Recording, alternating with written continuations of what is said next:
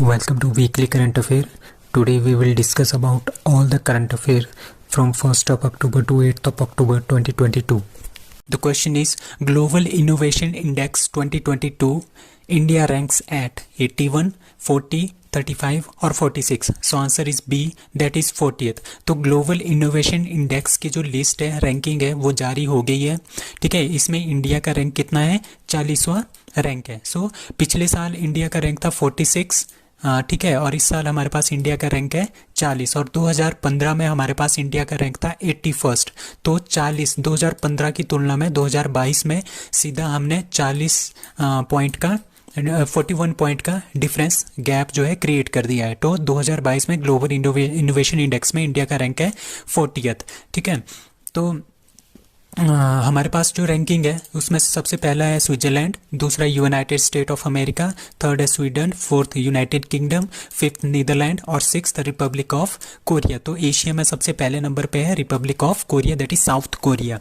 सो Switzerland का जो है इस बार 12वीं बार, ठीक है, 12वीं बार लगातार इनका पहला नंबर आया है ग्लोबल इनोवेशन इंडेक्स में. अब हम पता करना है कि हमारे पास ग्लोबल इनोवेशन इंडेक्स होता क्या है, मतलब कि कितना हमारे पास इनोवेशन आउटपुट्स हैं. ठीक है, इनोवेशन करनी है, न्यू साइंटिफिक इनोवेशन करते हैं, हमारे पास कितनी रिसर्च हो रही है, कितने हमारे पास जो है पेटेंट्स हैं. रिसर्च करते हैं ना, तो उसका एक पेटेंट लिखते हैं हमारे पास कि हमारा पास ये पेटेंट है. कोई भी हमने रिसर्च कर दी, हम बोलेंगे ये हमारा पेटेंट है. तो ये पेटेंट कितने ज़्यादा है, रिसर्च कितनी ज़्यादा हो रही है, ओरिजिन सॉफ्टवेयर हमारे पास कितना पैसा हम सॉफ्टवेयर में इम्प्लीमेंट कर रहे हैं, हाई टेक्नोलॉजी मैन्युफैक्चरिंग हम कितनी ज़्यादा कर रहे हैं, तो प्रोडक्शन कितना हो रहा है और एक्सपोर्ट कितना हो रहा है.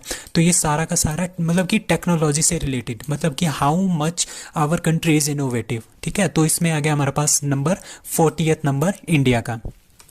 अब कुछ और है इंडेक्सेस है इंडिया की ranks at in different indexes. Like third है हमारे पास एयरफोर्स इंडेक्स में, फर्स्ट है यूएसए, सेकंड रशिया, थर्ड है India, fourth China and 43rd है हम इंटेलेक्चुअल प्रॉपर्टी राइट में. ठीक है, और ग्लोबल हंगर इंडेक्स में हम 101st है, 132 ह्यूमन डेवलपमेंट इंडेक्स में है, बाय यूएनडीपी इसको जारी करता है. 135वां नंबर हमारे पास वर्ल्ड पीस इंडेक्स में है, 136 हम ग्लोबल हैप्पीनेस इंडेक्स में है, 150 हमारे पास प्रेस फ्रीडम इंडेक्स है और 180 सबसे लास्ट हम इन्वायरमेंट परफॉर्मेंस इंडेक्स में है. Ayushman Utkrishta award 2022 is given to which state? So that is UP. So Ayushman Utkrishta award ये किसको दिया गया है? यूपी को दिया गया है. आयुष्मान मतलब कि हमने क्या करना है, ये हेल्थ से रिलेटेड है. ठीक है, जिस तरह से आयुष्मान कार्ड्स वगैरह होते हैं ना सर, तो वो सारा का सारा किससे रिलेटेड है? हेल्थ से है. तो Ayushman Utkrishta award 2022 is given to UP. So क्यों दिया गया है? क्योंकि इन्होंने क्या किया है, 2 crore Ayushman Bharat health card account जो इन्होंने बनाया है, that is Abha account. Abha account क्या होता है? आपके पास पूरे के पूरे अकाउंट्स होंगे. ठीक है, आपके पास आभा, जिस पर्सन के पास आभा अकाउंट होगा तो उसके हेल्थ से रिलेटेड जितने भी प्रॉब्लम्स हैं वो सभी उस वहाँ पे ऑनलाइन अवेलेबल हो जाएगी उस कार्ड के ऊपर. सो ये हमारे पास 2 करोड़ इन्होंने ओपन किए हैं. ठीक है, Uttar Pradesh has added 28,728 new health care facilities इन्होंने प्रोवाइड की है. ठीक है, which is highest in the country में ये सबसे ज़्यादा हाईएस्ट है. ठीक है, और रैंकिंग में हमारे पास क्या क्या है, जैसे उत्तर प्रदेश के हमारे पास पहली रैंकिंग है, कर्नाटका के बाद हमारे पास दूसरी रैंकिंग है, Andhra Pradesh third, fourth Maharashtra and fifth is Bihar. So Ayushman Utkrishta award 2022 is given to Uttar Pradesh. So, Hitachi Astemo planted its first solar power plant in India at. तो हिताची अस्टेमो एक कंपनी है, ये कहाँ की कंपनी है? ये जापानीज कंपनी है इंडिया के अंदर. ठीक है, उसको बोलते हैं हिताची अस्टेमो. ठीक है, ये क्या बनाती है? ये जो कंपनी है ये हमारे पास बनाती है मैन्युफैक्चरिंग का सामान, जिस तरह से सेल करते हैं मैन्युफैक्चरिंग का सामान, services and automotive and transportation components. ठीक है, जो हमारे पास ट्रांसपोर्टेशन होते हैं, कार्स वगैरह होती हैं या फिर ट्रांसपोर्टेशन के डिवाइसेज होते हैं, इलेक्ट्रिक व्हीकल्स होती हैं, तो ये सारे के सारे उनके क्या बनाते हैं? कंपोनेंट्स बनाते हैं इंडिया में. सो उसको बोलते हैं हिटाची, उस कंपनी का नाम है हिटाची एस्टेमो। ये कहाँ की है? जापान की कंपनी है। कहाँ पे? इंडिया में। तो ये अपना एक पहला सोलर पावर प्लांट जो है इंडिया में खोल रहे हैं। कहाँ पे खोल रहे हैं? दैट इज जलगांव महाराष्ट्र में ये खोल रहे हैं। ठीक है, जलगांव महाराष्ट्र में ये पहला अपना इंडिया का ये पहला ground mounted solar power plant खोल रहे हैं, जिसकी पावर क्षमता होगी that is power capacity that is 3 megawatt. ठीक है, अब कुछ और बातें हैं related to solar power plant, like world's का biggest floating solar power plant हमने कुछ दिन पहले पढ़ा था, दैट इज़ खांडवा मध्य प्रदेश में 600 मेगावाट का है। किसके ऊपर है? ओंकारेश्वर जो डैम है उसके ऊपर बनेगा। अमेजोन का सबसे पहला first solar power plant in India that is in Rajasthan, कितने वॉट का है? 420 मेगावाट का। अब हमारे पास only Indian state in which has produces more than 10 gigawatt of solar power, मतलब कि 10 गीगावाट से ज़्यादा सोलर पावर जनरेट करने वाला हमारे पास इंडिया में कौन सा राज्य है? That is Rajasthan. First state of India to launch encyclopaedia of tribes. ठीक है, कौन सा स्टेट है? That is B, Orissa. तो उड़ीसा ने क्या किया है? एक तरह का एक एनसाइक्लोपीडिया तैयार किया है, जिसमें हमारे पास 3800 पेजेस हैं और उसमें 418 रिसर्च आर्टिकल्स हैं। ठीक है, तो एनसाइक्लोपीडिया क्या होता है? ये एक तरह की बुक टाइप होती है जिसमें 3800 पेज हैं और 418 क्या है? रिसर्च आर्टिकल्स हैं। किसके बारे में? जितने भी हमारे पास ट्राइब्स हैं उड़ीसा की, वो सारे के सारे के बारे में, इनके बारे में यहाँ पे लिखा है। इनका कल्चर क्या है, ये पहनते क्या है, ये खाते क्या है, तो सब कुछ यहाँ पे लिखा गया है। उसको बोलते हैं एनसाइक्लोपीडिया। ठीक है, तो इसके कल्चर कैसा है, इनका कैसे इनका कल्चर चेंज हो रहा है। ठीक है, और जितनी भी हमारे पास ट्राइबल कम्युनिटी है उड़ीसा में, आजकल जो उड़ीसा में ट्राइब्स हैं वो 62 ट्राइब्स हैं हमारे पास टोटल उड़ीसा में। और ये एनसाइक्लोपीडिया बनाया किसने है? ये बनाया है schedule caste and schedule tribe research and training institute, उसको बोलते हैं SCST research training institute. And किसने बनाया है? Orissa state tribal museum. इन दोनों ने मिलके ये एनसाइक्लोपीडिया बनाया है। अब tribes in Orissa, like tribal pollution 22.5%, मतलब कि ऑलमोस्ट 23% उड़ीसा की जो पॉपुलेशन है वो ट्राइबल पॉपुलेशन है। ठीक है, उसमें से और उड़ीसा में 62 टोटल हमारे पास ट्राइब्स हैं। अब आर्टिकल नंबर 338, ये हमारे पास क्या है इंडियन कॉन्स्टिट्यूशन में? National commission for SC schedule caste, article 338, उसमें अमेंडमेंट हुई थी। कौन सी? 89th में कॉन्स्टिट्यूशनल अमेंडमेंट 2003 में ऐड किया था national commission for ST schedule tribe. और article number 338B that is national commission for backward classes के लिए ऐड किया गया है। कब किया गया है? ये 2018 में ऐड किया गया था 102nd कॉन्स्टिट्यूशनल अमेंडमेंट में। Now the integrated cryogenic engine, ठीक है, manufacturing facility of Hindustan aeronautic limited was inaugurated in which city? That is Bengaluru.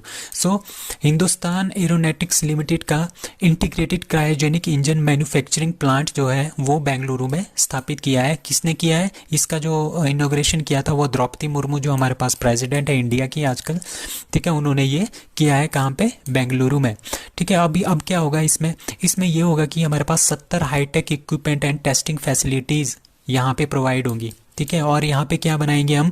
यहाँ पे हम क्या बनाएंगे? जो हिंदुस्तान एरोनॉटिक लिमिटेड है वो क्रायोजेनिक CE-20 इंजन बनाएंगे, सेमी क्रायोजेनिक SE-2000 इंजन। ठीक है, ये दोनों इंजन यहाँ पे बनेंगे और कुछ एक कंपोनेंट्स होंगे, इक्विपमेंट्स होंगे जो रॉकेट में यूज़ होते हैं, उनकी टेस्टिंग भी यहीं पे होगी और मैन्युफैक्चरिंग भी यहीं पे होगी।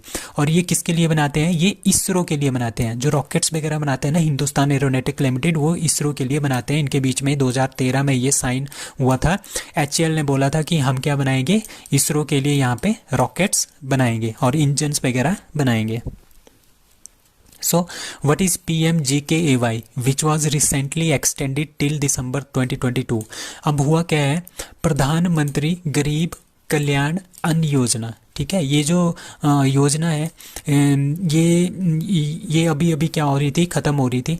ठीक है, इसको क्या किया है सेंटर ने? इसकी डेट बढ़ा दी है दिसंबर 2022 तक। ठीक है, it is related to answer B that is free food grain सर्क स्कीम। मतलब कि हम जो फूड वगैरह होते हैं, फूड ग्रेन्स होते हैं, वो हमने फ्री में देने हैं। किसको देने हैं? BPL परिवार को देने हैं। तो ये होता है, ये है किसके अंडर? प्रधानमंत्री गरीब कल्याण अन्न योजना के अंतर्गत, ठीक है। और ये इसकी जो डेडलाइन है वो 3 मंथ अभी बढ़ा दी है। ये अभी अभी सितंबर में ख़त्म होना था, बट अक्टूबर नवंबर दिसंबर ये 3 महीने ही बचे हैं, तो 31 दिसंबर 2022 तक जो है इसको एक्सटेंड कर दिया गया है, ठीक है। ये इसका इससे पहले 6 फेज हो गए हैं, ये 7वां फेज है प्रधानमंत्री गरीब कल्याण अन्न योजना का, ठीक है। और इसका कितना कॉस्ट पड़ेगा सेंटर को, एडिशनल 44,762 करोड़ का एक्स्ट्रा बर्डन पड़ेगा, ठीक है। अब सेहत पोर्टल किसने लॉन्च किया था, बाय मिनिस्ट्री ऑफ डिफेंस, किसके लिए, health protection for family of defence and personal, मतलब कि जो डिफेंस पर्सनल है उनकी फैमिली की हेल्थ की प्रोटेक्शन के लिए, ठीक है। ई अधिगम योजना, it is free tablet to students from 9 to 12, ये हरियाणा सरकार की है, ठीक है। स्माइल योजना is related to the upliftment of transgender and beggars, ठीक है। नमस्ते योजना ये किसके लिए है, जो सीवेज वर्कर्स हैं, जो काम करते हैं सीवेज वर्कर, उनके लिए नमस्ते योजना है। अम्मा और बहिनी योजना ये सिक्किम गवर्नमेंट ने स्टार्ट की है। Now Pullampara India's is the first digitally literate panchayat, is located in which state, ठीक है, दैट इज सी केरला। तो केरला में हमारे पास क्या है, पुलमपरा नाम की एक पंचायत है, वो पहली पंचायत है इंडिया की जो कि पूरी तरह से डिजिटली लिटरेट है, मतलब कि डिजिटली उसको हमने शिक्षित कर दिया है। मतलब कि इसमें क्या था, एक पंचायत है, ठीक है, पुलमपरा, ठीक है, वो कहाँ पे, केरला में, ठीक है। इसके जितने भी लोग हैं इनको क्या किया है, इनको डिजिटली लिटरेट किया है, मतलब कि डिजिटली जो डिवाइसेस हैं उनको चलाना सिखाया है। मतलब कि डिजिटल आपने किस तरह से आपने सर्च करना है गूगल्स पे, या फिर आपने जो डिजिटल इक्विपमेंट्स है, फ़ोन्स, मोबाइल फ़ोन है या कुछ और इक्विपमेंट्स हैं, उनको कैसे यूज़ करना है, तो सबको यहाँ पे सिखाया था इस पंचायत में। तो ये क्या बन गई है, फर्स्ट डिजिटली लिटरेट पंचायत बन गई है। सो पुलमपरा इन तिरुवनंतपुरम हमारे पास केरला की कैपिटल है, उसमें के कौन सा एक पंचायत है, उसका नाम है पुलमपरा, ठीक है। हैज़ बिकम, ये पहली फर्स्ट डिजिटली लिटरेट ग्राम पंचायत बनी है इंडिया की। बहुत इंपॉर्टेंट क्वेश्चन है, ठीक है। मतलब कि जितने भी पीपल है ना, जितने भी लोग हैं वो जानते हैं कि किस तरह से हमने डिजिटल वर्ल्ड को यूज़ करना है, ठीक है। तो डिजी पुलमपरा प्रोजेक्ट, ठीक है, डिजी पुलमपरा प्रोजेक्ट जो है ये लॉन्च हुआ था 15 अगस्त 2021 को। तब क्या किया था, ये digital education to the most under privilege section of the society in the panchayat, मतलब कि जो पंचायत है वहाँ के जितने भी लोग हैं उनको क्या एजुकेशन प्रोवाइड की कि किस तरह से आपने डिजिटल वर्ल्ड में काम करना है। तो ये पहली हमारे पास डिजिटल पंचायत है इंडिया की, that is Pullampara. 3 Indian cities in UNESCO network learning city में, मतलब कि 3 लर्निंग सिटी है यूनेस्को की इंडिया में जिनसे हमें कुछ सीखना चाहिए। वो है थ्रिसुर, नीलाम्बुर, ये दोनों केरला में है, और तेलंगाना में तीसरी सिटी है, दैट इज़ वारंगल, ठीक है। इंडियाज़ फर्स्ट ग्रेफाइन स्ट्रॉन्गेस्ट, ठीक है, India's first graphene innovation centre, जो ग्रेफाइन है वो सबसे स्ट्रॉन्गेस्ट एंड थिनेस्ट मटेरियल होता है वर्ल्ड का। इसका इनोवेशन सेंटर भी कहाँ पे है, केरला में। First state in the country to make the public education completely digital, that is Kerala. मतलब कि जितनी भी एजुकेशन है पूरी की पूरी तरह से वो डिजिटल बनाई है किसने, केरला में। अब विनर संतोष ट्रॉफी 2022 फुटबॉल कप किसने जीता है, केरला में। वेस्ट बंगाल को इन्होंने फाइनल में हराया था। के फोन प्रोजेक्ट भी हमारे पास केरला का है। First state having their own internet, that is also Kerala. First state having their OTT platform, that is also Kerala. OTT platform कौन सा है इनके पास, C space. Tianwen-1 is Chinese mission for, that is Mars. तो चाइना ने क्या किया था 2021 में, Tianwen-1 जो है एक चाइनीज मिशन है उसको मार्स पे के लिए लॉन्च किया था, ठीक है, 2021 में। अभी क्या था इसमें इन्होंने एक जुरांग रोवर जो है उसको भेजा था, ठीक है। उसने क्या किया है, ये न्यूज़ में इसीलिए है क्योंकि जो ये जुरांग रोवर है ना, ये आपके मार्स के ऊपर उतरा है, और ये आगे रोवर वो होता है जो उसके पास एक कैमरा होता है और टायर होता है, टायर के थ्रू वो आगे जाता रहता है और सारा का सारा वहाँ का देखता रहता है कि कैसी पहाड़ियाँ हैं, कैसा प्लेन है, ठीक है। तो इस रोवर को क्या मिला है, इस रोवर को मिला है कि मार्स में एविडेंस ऑफ फ्लड, मतलब कि बहुत बिलियन ईयर्स एगो, कितने अरब साल पहले यहाँ पे पानी था और यहाँ पे बाढ़ आई थी, वो इस रोवर ने सर्च किया है, that is Zhurong rover of Tianwen-1। अब natural satellite of Mars that is Phobos, ये हमारे पास दो सैटेलाइट्स हैं, जिस तरह से अर्थ का सैटेलाइट है चांद, ठीक है, मून। तो हमारे पास जो मार्स है उसके सैटेलाइट हैं दैट इज़ फोबोस एंड डीएमओस। और इंडियाज़ का Mars mission that is Mangalyaan, जो अभी 2023 और 24 में लॉन्च होगा। जो मंगलयान है वो लॉन्च हो गया है 2019-20 में, और इसमें ये किससे लॉन्च किया गया था, PSLV C-25 से इसको लॉन्च किया गया था। India became the first and only country to reach on the Mars on the their first attempt, पहले अटैम्प्ट में ही इंडिया पहुंच गया था मार्स पे। और प्रिजर्वेंस मिशन ये किसका है, that is of NASA, NASA का मिशन है, कहाँ के लिए, that is also for Mars. World's first CNG terminal is launched by Narendra Modi at, that is Bhavnagar Gujarat. तो भावनगर गुजरात में वर्ल्ड का पहला CNG टर्मिनल PM ने इनोग्रेट किया है। अब CNG क्या होता है, CNG is compressed natural gas, इसके अंदर जो मैक्सिमम जो गैस होती है दैट इज मीथेन, ठीक है। अब LPG में क्या होता है, आपने यहाँ से याद रखना है P मतलब कि इसमें प्रोपेन सबसे ज़्यादा होती है, ठीक है। India's first greenfield grain based ethanol plant that is in Purnia Bihar. Asia's biggest bio CNG plant that is Indore Madhya Pradesh. Biomass hydrogen plant कहाँ पे खुला है, दैट इज़ खंडवा MP में। WHO का ट्रेडिशनल मेडिसिन सेंटर कहाँ पे है, that is Jamnagar Gujarat. So Samantha Cristoforti became the first European woman to command ISS. She belongs to which country? That is D, Italy. तो Samantha Cristoforti है, ये एक space mission के लिए भेजा गया है इनको बाया नासा ने इसको भेजा था। तो ये पहली वुमेन है यूरोपियन यूनियन की जो कि ISS मतलब कि इंटरनेशनल जो स्पेस स्टेशन है, ठीक है, वहाँ पे उसको ये कमांड करेगी, ठीक है। तो ये पहली क्या है, यूरोपियन वुमेन है। तो ये कौन सी कंट्री की है, दैट इज़ ऑफ इटली। सो ये इटली की है। अब ISS क्या है, ISS हमारे पास इंटरनेशनल स्पेस स्टेशन है, ये हमारे पास अर्थ है, ठीक है। जो इसका लोअर अर्थ ऑर्बिट है, यहाँ पे हमने एक ISS बनाया है जिसको बोलते हैं इंटरनेशनल स्पेस स्टेशन। जिस तरह से हमारे पास एस्ट्रोनॉट्स होते हैं ना, अगर उनको कुछ रिसर्च करनी है स्पेस से रिलेटेड तो ये वो अर्थ से चले जाते हैं इस स्पेस स्टेशन के ऊपर, ठीक है। तो फिर यहाँ पे रिसर्च वगैरह होती है, ठीक है।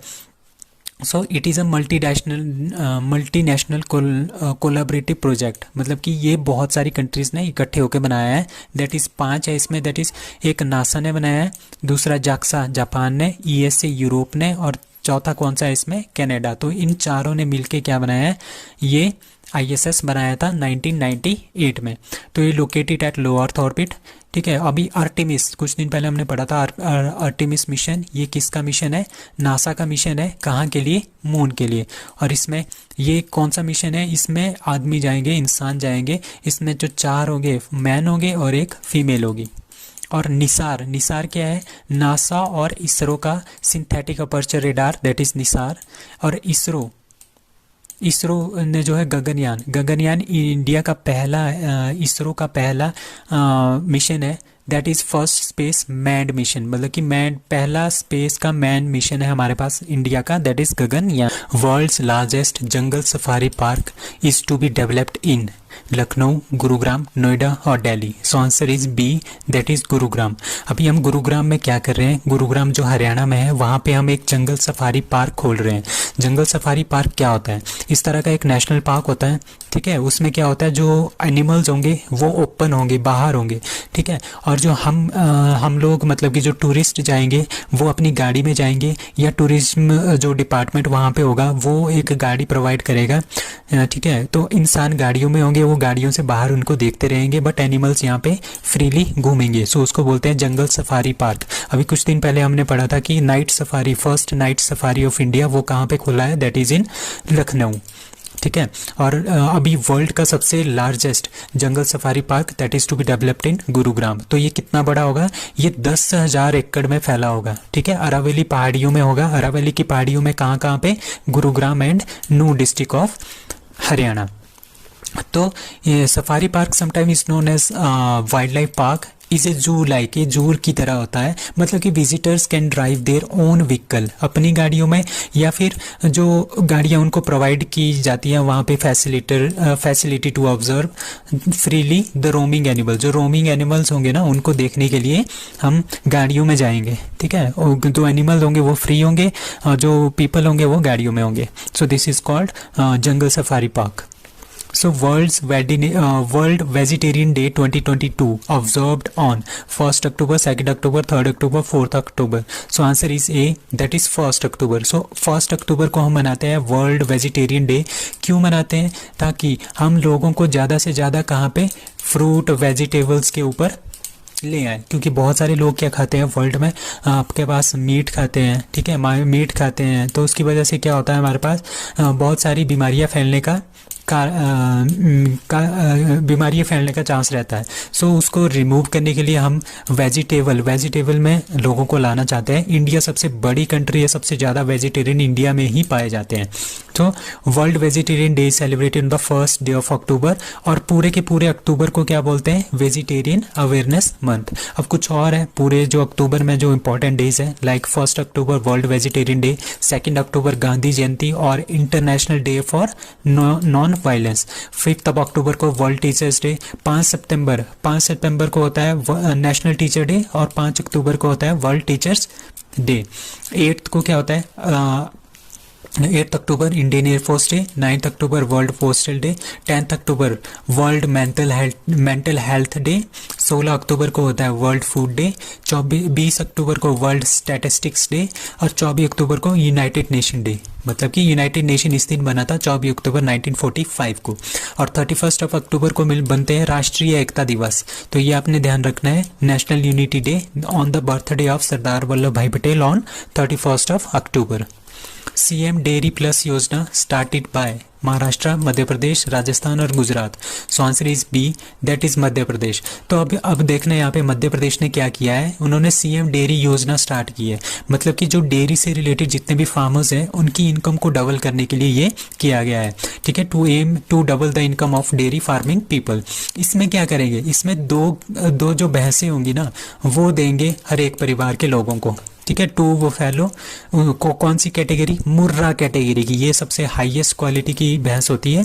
टू द पीपल, ये फ्री में नहीं देंगे इसको, ये फ्री में नहीं देंगे इसको, क्या करेंगे 75% सब्सिडी टाइप या फिर ग्रांट के रूप में इसको देंगे, और जनरल को 50% और SC/ST को 75%। लेट अस सपोज हमारे पास एक गाय है, वो हमारे पास कितने की है? 1 लाख रुपए की है, ठीक है, और SC/ST को 75% की ग्रांट मिलेगी, तो इसका मतलब इनको बस 25,000 रुपये ही देने पड़ेंगे। अब जनरल को वही गाय खरीदने के लिए कितने देने पड़ेंगे? 50,000 रुपये। सो इस तरह का ये भैंस, ठीक है। तो ये भैंस 2 बफेलो देंगे मुर्रा कैटेगरी की। किसने लॉन्च किया है? मध्य प्रदेश सरकार ने ये लॉन्च किया है। तो 17th NRI डे जो है वो कहाँ पे मनाया गया इस बार? इंदौर, मध्य प्रदेश में। NRI डे कब मनाते हैं? 9 जनवरी को। क्यों मनाते हैं? क्योंकि इस दिन 9 जनवरी 1915 को महात्मा गांधी साउथ अफ्रीका से इंडिया वापस आए थे। India's first fully functionally literate district that is मांडला, मध्य प्रदेश। लाडली लक्ष्मी योजना दैट इज मध्य प्रदेश की है। खजुराहो डांस फेस्टिवल ये मध्य प्रदेश का है क्योंकि ये टेम्पल भी मध्य प्रदेश में ही है। तानसेन समारोह कहाँ पे है? दैट इज ग्वालियर, मध्य प्रदेश में इसको मनाया जाता है।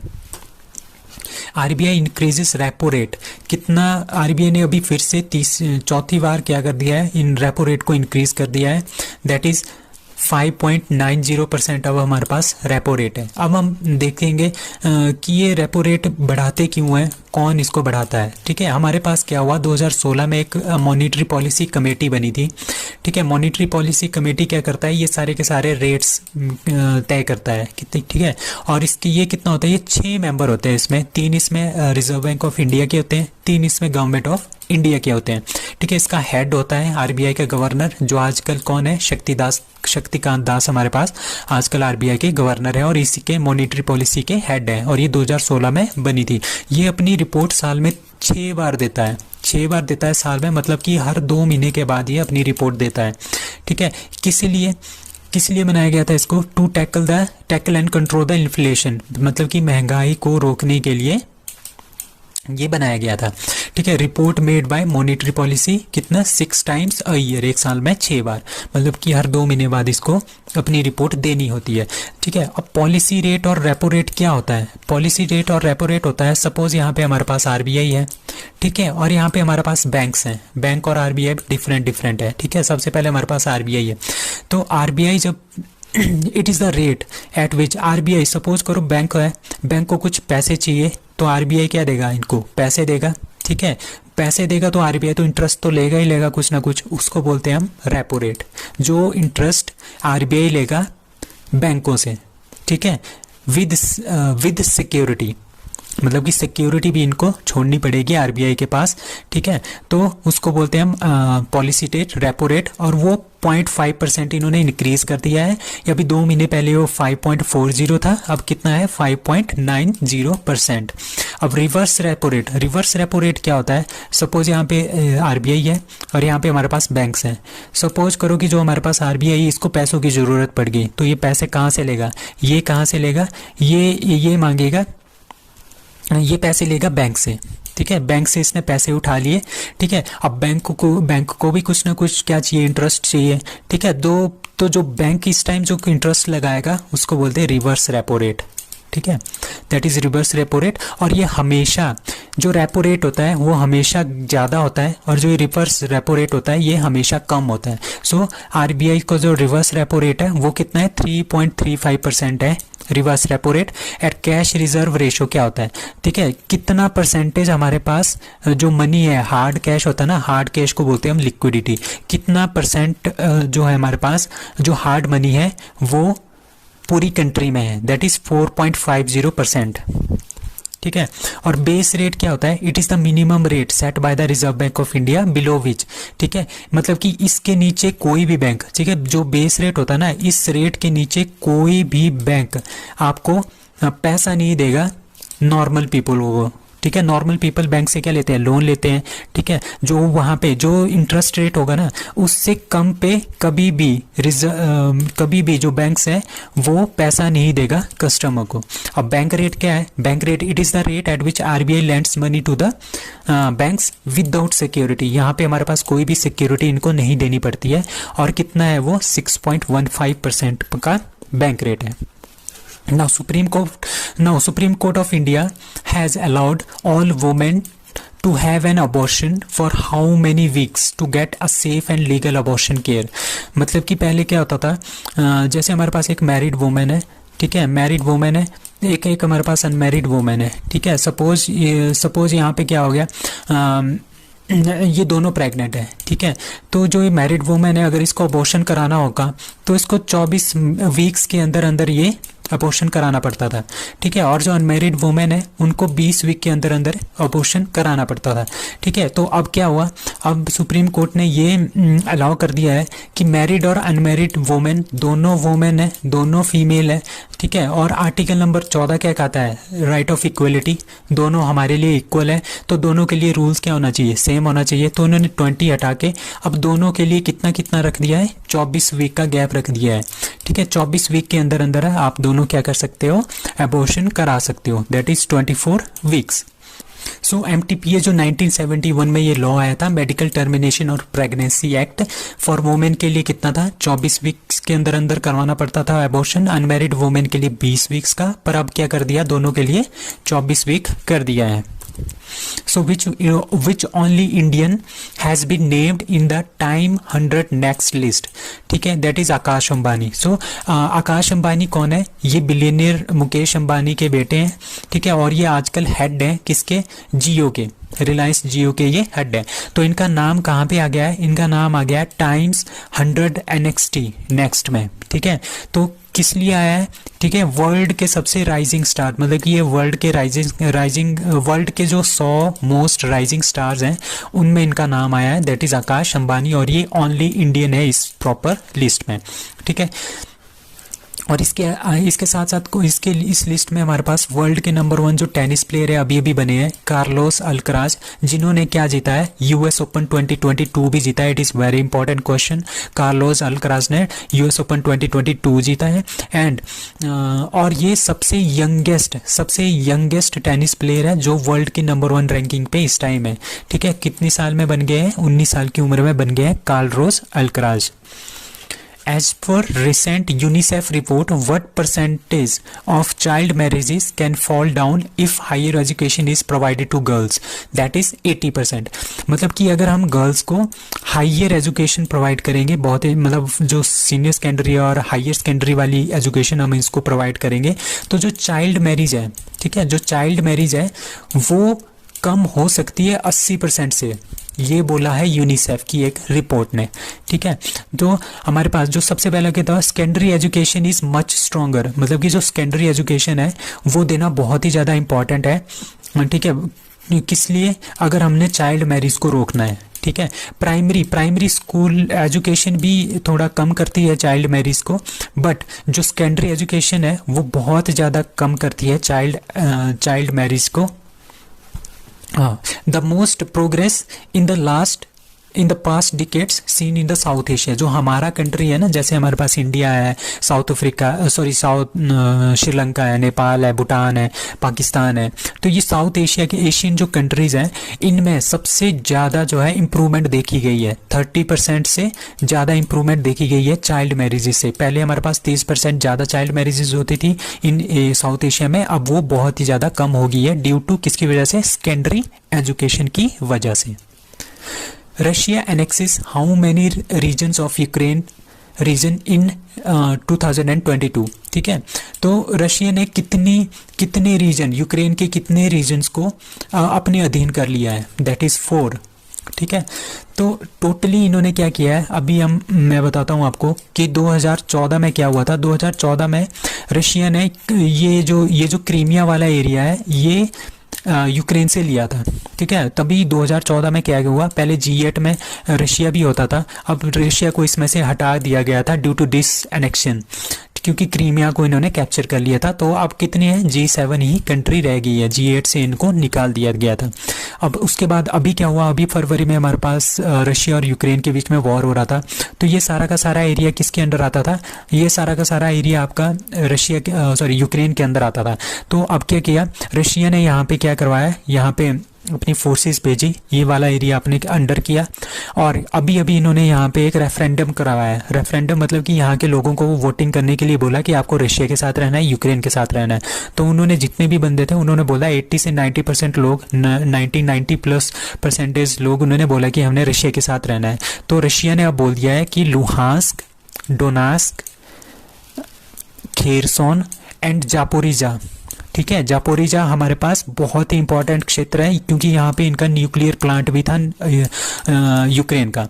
ठीक है, तो ये चारों के चारों एरिया अब किस में आ गए, रशिया ने इसको अपने अंडर ले लिया है। अब रशिया ने ये बोला है कि अगर इन 4 क्षेत्रों के ऊपर आप कोई भी किसी भी तरह का आक्रमण करते हो, अटैक करते हो, तो हम वो मानेंगे कि ये आपने रशिया के ऊपर अटैक किया है। तो ये सारा का सारा एरिया अब किसके अंडर आ गया है, रशिया के अंडर आ गया है। सो टोटली हमारे पास 5 क्षेत्र हैं रशिया के अंडर, दैट इज क्रीमिया 2014 में आ गया था, Donetsk, Luhansk, Zaporizhzhia and Kherson region, ये सारे के सारे इसके अंडर आ गए। अब टोटल कंट्रोल 107,000 स्क्वायर किलोमीटर जो है यूक्रेन की टेरिटरी अब किसके अंडर है, दैट इज इन रशिया के कंट्रोल के अंडर है। स्वच्छ सर्वेक्षण award 2022 India's cleanest city is, तो स्वच्छ सर्वेक्षण अवार्ड 2022 जो है वो नॉमिनेट किए गए हैं। इंडिया की सबसे जो क्लीनेस्ट सिटी है उसमें कौन सी है, दैट इज़ इंदौर। तो पिछले 6 सालों से कंटिन्यू कौन जीत रहा है, दैट इज़ इंदौर। बड़ी सिटी में जो सबसे क्लीनेस्ट सिटी है इंडिया की, दैट इज़ इंदौर। दूसरे नंबर पे है सूरत, गुजरात। अब हम स्टेट्स की बात करेंगे। अब स्टेट्स में सबसे जो ज़्यादा अच्छी है, जब से सबसे ज़्यादा शहर जिस स्टेट के सबसे ज़्यादा शहर सबसे सुंदर हैं वो है मध्य प्रदेश, दूसरा छत्तीसगढ़ एंड तीसरा महाराष्ट्र। तो 6th टाइम, ठीक है, 6th टाइम इन ए रो, मतलब कि 6 साल लगातार इंदौर को पहला रैंक मिला है किसमें, इंडियाज़ क्लीनेस्ट सिटी में। So International Day of Non-Violence 2022 observed on that is 2nd of October. अब 2nd of October को क्या होता है, 2 अक्टूबर को महात्मा गांधी का जन्म होता है, ठीक है, MK गांधी का क्या हो जाता है, जन्मदिन हो जाता है। तो उनको वो किस प्रिंसिपल के ऊपर वर्क करते थे, वो करते थे नॉन वायलेंस के ऊपर, मतलब कि कोई भी वायलेंस नहीं होनी चाहिए, कोई भी मार काट नहीं होनी चाहिए। तो उन्हीं के नाम के ऊपर, उन्हीं के बर्थडे के दिन क्या मनाया जाता है, international day of non violence, that is 2nd of October. So International Day of Non-Violence is observed on 2nd of October on the birthday of Mahatma Gandhi. Now 6th India Mobile Congress 2022 was organized in that is new Delhi. अभी क्या हुआ, 1 अक्टूबर को India का mobile Congress 2022 जो इसका 6th addition था वो new Delhi में मनाया गया। और यहाँ पे इसके जो चीफ गेस्ट थे वो थे हमारे पास prime minister of India that is Narendra Modi. और इसी के उपलक्ष्य पे क्या किया इन्होंने, 6th इंडिया मोबाइल कांग्रेस में क्या किया, 5G सर्विस को भी अनाउंस कर दिया और इसका उद्घाटन भी कर दिया है, ठीक है। कब किया है, 1 अक्टूबर 2022 को इसका उद्घाटन किया गया है। और इसकी स्पीड क्या होने वाली है, जो 4G है ये 4G से बहुत ही 10 गुना ज़्यादा फास्ट है 5G, ठीक है। तो it is ultra high speed mobile internet service, ठीक है। तो इनिशियली क्या होगा, इनिशियली ये 13 सिटीज़, पूरे इंडिया की 13 सिटीज़ जो बड़ी बड़ी सिटीज़ हैं इंडिया की, वहाँ पे इसको लॉन्च किया जाएगा, लाइक दिल्ली, बेंगलुरु, मुंबई, चेन्नई, अहमदाबाद, चंडीगढ़, गांधीनगर, हैदराबाद, कोलकाता, लखनऊ, पुणे, जामनगर एंड गुरुग्राम। तो इन सिटीज़ में हमारे पास सबसे पहले 5G आएगा, यहाँ पे देखेंगे कि किस तरह से ये वर्क करेगा। उसके बाद हम पूरे ऑल इंडिया में इसको विदिन 2 ईयर्स पूरे ऑल इंडिया में ये आ जाएगा। So it is twice faster, मतलब कि 2 गुना फास्टर है ये 4G से, ठीक है। और ये 1000 Mbps, मतलब कि 1000 MB हम कितने 1 सेकंड में इसको ट्रांसफ़र कर सकते हैं। सो इसकी मैक्सिमम स्पीड 1000 Mbps है। Who won the change maker award at the UN SDG action award, that is Srishti Bakshi. जो हमारे पास सृष्टि बख्शी है उनको क्या मिला है, चेंज मेकर अवार्ड मिला है। चेंज मेकर अवार्ड मतलब कि इन्होंने अपनी फील्ड में जाके इन्होंने एक सोसाइटी में चेंज लाया है, तो उसके लिए क्या देते हैं, एक चेंज मेकर अवार्ड देते हैं। कौन देते हैं, United nation sustainable development goals, ठीक है, UN मतलब कि यूनाइटेड नेशन इसको देता है। सो ये सृष्टि बख्शी है, सृष्टि बख्शी को चेंज मेकर अवार्ड मिला है क्या। और इन्होंने किया क्या है, जो ये है साक्षी बख्शी, ये एक्टिविस्ट है, कहाँ की, इंडिया की एक एक्टिविस्ट है, ठीक है, सृष्टि बख्शी, जिनको कि क्या मिला है, चेंज मेकर अवार्ड। किसने दिया है, UN SDG, UN United nation sustainable development goal action award ने इसको दिया है। और ये कहाँ पे हुआ था, बॉन में। बॉन कहाँ पे है, दैट इज़ इन जर्मनी। तो इनको ये दिया क्यों है, क्योंकि इन्होंने बहुत सारे एफर्ट किए हैं सृष्टि बख्शी जी ने टू रेज द अवेयरनेस फैलाने में, किसके रिगार्डिंग, जेंडर बेस्ड वायलेंस के रिगार्डिंग और इनइक्वालिटी के रिगार्डिंग। जिस तरह से हमारे पास मेल और फीमेल होते हैं, ठीक है, तो हमारी सोसाइटी में क्या होता है, मेल को कुछ ज़्यादा प्रिविलेज होते हैं और फीमेल को कुछ कम प्रिविलेज होते हैं, मतलब कि इनको इक्वल माना नहीं जाता है, ठीक है। इसकी वजह से क्या हुआ, इन्होंने क्या किया, बहुत सारे एफर्ट किए सृष्टि बख्शी जी ने, ताकि मेल और फीमेल दोनों को इक्वल रखें, इक्वल उसमें देखें, ठीक है, वायलेंस ना हो, इनइक्वालिटी ना हो, ठीक है। तो इसके लिए उन्होंने काफ़ी ज़्यादा एफर्ट किया है। तो Srishti Bakshi was the founder of किसकी, क्रॉस बो माइल्स मूवमेंट, ठीक है। क्रॉस बो माइल्स मूवमेंट कुछ टाइम पहले इंडिया में स्टार्ट हुआ था। तो उन्होंने क्या किया था, पैदल मार्च स्टार्ट किया था, कहाँ से, कश्मीर से कन्याकुमारी तक, मतलब कि कन्याकुमारी से कश्मीर तक इन्होंने पैदल मार्च किया था। कितना, 3800 किलोमीटर्स थ्रू 12 इंडियन स्टेट्स के थ्रू। तो चेंज मेकर जो अवार्ड है UN SDG का, वो मिला है सृष्टि बख्शी को, किस लिए, for raising the awareness of gender based violence and inequality. The NGT Non-Green Tribunal has directed the state government of which state to revive Sukapaika River with in 6 months. तो हमारे पास एक एनजीटी है, एनजीटी का मतलब होता है non national green tribunal, ठीक है। ये जो एनजीटी होता है ये क्या करेगा, इन्होंने क्या किया, इन्होंने बोला एक स्टेट गवर्नमेंट है कहाँ की, उड़ीसा को, उड़ीसा गवर्नमेंट को इन्होंने बोला कि जो आपके वहाँ पे जो सुकापाइका रिवर है इसको 6 महीने के अंदर अंदर इसमें काम स्टार्ट करो और इसको रिवाइव करो, ठीक है। क्योंकि जो ये सुकापाइका रिवर है ड्यू टू क्लाइमेट चेंज और ह्यूमन एक्टिविटीज़ की वजह से ये बिल्कुल ही विलुप्त हो गई है, ठीक है। तो ये क्या है, ये डिस्ट्रीब्यूटरी ऑफ महानदी है। जो महानदी रिवर आपके उड़ीसा में जाती है तो इसमें से ये एक डिस्ट्रीब्यूटरी रिवर है, इसका नाम है सुकापाइका रिवर। तो ये आजकल क्या है, बिल्कुल ही ख़त्म हो गई है, ठीक है। तो इसको फिर से रिवाइव करने के लिए एनजीटी ने किसको बोला है, उड़ीसा गवर्नमेंट को। तो सुकापाइका रिवर, अगर आपको क्वेश्चन है सुकापाइका रिवर कहाँ पे है, that is in Orissa. So Pangasius acaria, which was recently discovered in the Kaveri River, belongs to which species? That is catfish. तो ये catfish की एक species है, Pangasius acaria, ठीक है। ये जो होते थे ना, ये जो स्पीशीज होती थी वो 2 सेंचुरी पहले होती थी, मतलब कि 2 सेंचुरी मतलब 200 साल पहले ये हुआ करती थी। कहाँ पे, इंडिया में as well as South Asia में हुआ करती थी और इसको बोलते थे पेंगासुअस, ठीक है। तो ये जो है पेंगासुअस आइकेरिया, ये किसकी है, दैट इज कैटफिश की एक स्पीशीज है। कहाँ पे मिली है, कावेरी नदी के पास मिली है, कावेरी नदी के पास जो मेट्योर डैम है उस पे मिली है, इसका नाम है पेंगासुअस आइकेरिया। और जो मेट्योर डैम है वो कहाँ पे है, तमिलनाडु में, on the river Kaveri. So recently India signs deal with which country for export of missile weapon and systems, ठीक है, that is अर्मेनिया। तो इंडिया ने क्या किया है, अर्मेनिया के साथ एक डील साइन की है जिसके अकॉर्डिंगली क्या करेगा, इंडिया के पास जो अपने वेपन्स है वो बेचेगा अर्मेनिया को, ठीक है। और ये डील कितने की है, 250 मिलियन US$ की ये डील है, ठीक है। इसमें क्या क्या एक्सपोर्ट करेगा, मिसाइल्स वगैरह इंडिया एक्सपोर्ट करेगा, इंडिया बेचेगा अर्मेनिया को, रॉकेट्स भी बेचेगा, कुछ एम्यूनिशंस भी बेचेगा, किसको, अर्मेनिया को, इंडिया बेचेगा अर्मेनिया को। अब अर्मेनिया इसको क्यों ले रहा है, अर्मेनिया इसलिए ले रहा है, ये वाली फ़ोटो देखो, तो यहाँ पे अर्मेनिया जो है ना, जो अर्मेनिया है, अर्मेनिया की जो बाउंड्री है, बहुत बड़ी बाउंड्री किसके साथ लग रही है, अजरबैजान के साथ लग रही है। तो जाहिर सी बात है कि अर्मेनिया और अजरबैजान के बीच में बाउंड्री डिस्प्यूट बहुत ज़्यादा है, जिसके चलते इनको अब क्या चाहिए, कुछ एम्यूनिशन चाहिए, कुछ वेपन्स चाहिए। तो इंडिया से इन्होंने डील कर ली है, ठीक है। India is going to export कौन, Pinaka multi barrel rocket launcher, ठीक है। Pinaka multi barrel rocket launcher जो है इंडिया अर्मेनिया को बेचेगा, ठीक है। और ये डिज़ाइन किसने किया है, DRDO ने।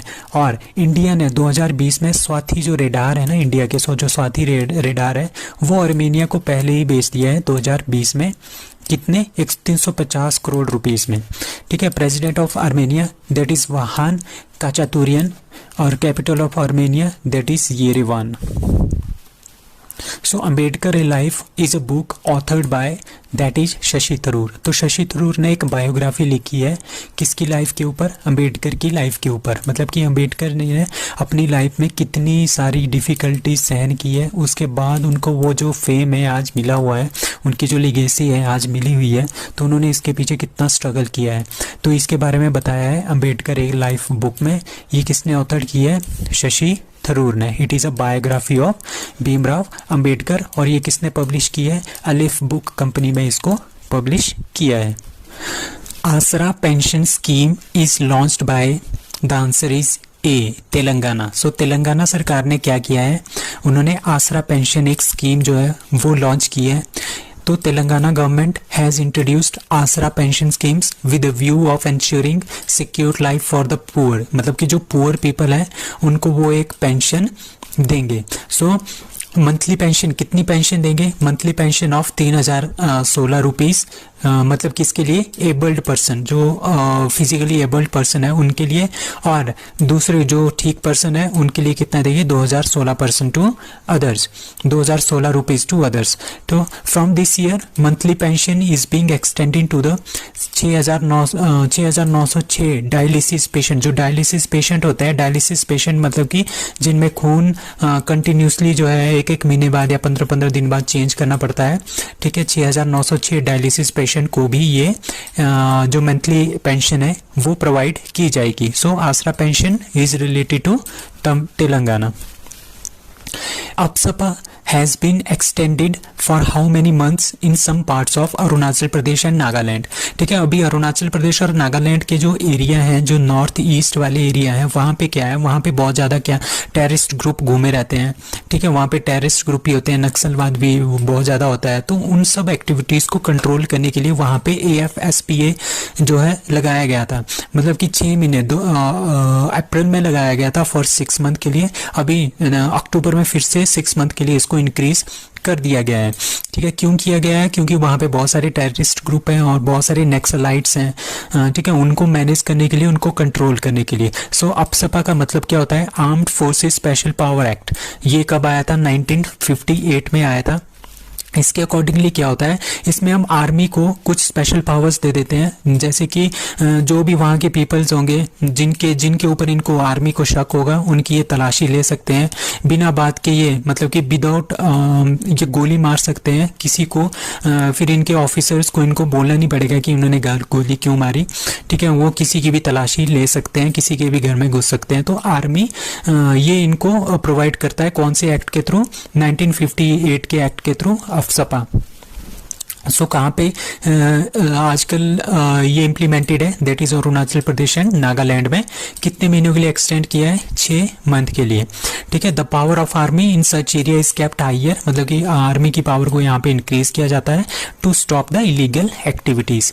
अब कुछ और है, जैसे पास है बोमडीला पास, ये काफी इंपॉर्टेंट पास है अरुणाचल प्रदेश का।